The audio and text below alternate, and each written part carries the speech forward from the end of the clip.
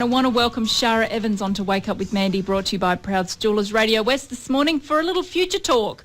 We normally talk about the future, but we're going to just go back a couple of weeks and talk about the census and this technology that has gone wrong. Shara, let's start off though with talking about the concerns that there have been about privacy with regards to the data that's collected for the census. Yes. Last year, right before Christmas, the ABS came out with this change in the way that the census data is collected, mandating that people fill in their name and address, and that the ABS would keep that information for 4 years, as well as doing data matching to other external databases. And a lot of privacy advocates, myself included, said, whoa, you're asking for problems. You're creating a honeypot of very, very valuable data that can be used for identity theft, and that hackers who are big criminal organizations will go after this. Yeah, but I guess the next thing that came along was the actual census night. Things went wrong. Oh, did they ever? They went pear-shaped in a hurry, and frankly, we still don't know exactly what happened.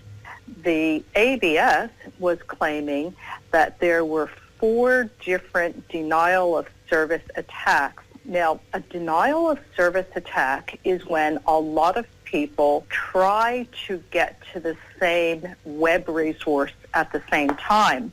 Now, they may not be people, they may be automated little programs. Yep. But it's buzzing around in the security community that this may not have been a DOS attack at all, because there are no signs that can be found in the cybersphere.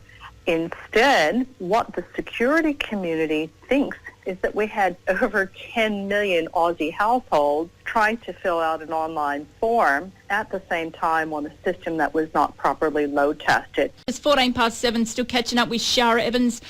Looking back on the census, we've talked about a number of aspects of this already, but you want to also mention the validity of the data going forward, Shara. So in my company, I have used census data so many times to do analysis for investments for companies and to do other demographic forecasts.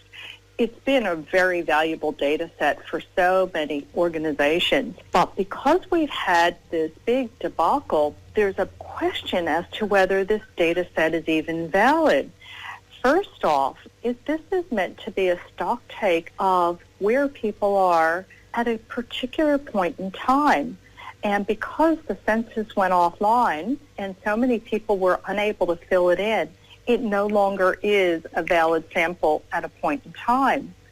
We had the problem with the system going on and offline, so people could have been in the middle of transactions, there could be data missing, and then we get people who just don't trust the government with their private information, and they have filled out incorrect information simply to protect their privacy. And I think then that brings us to fines.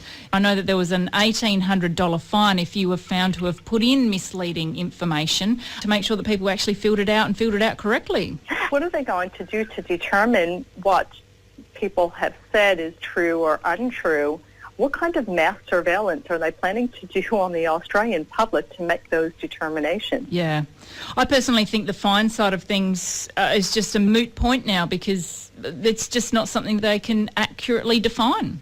And you have to think about this data set and is it valid?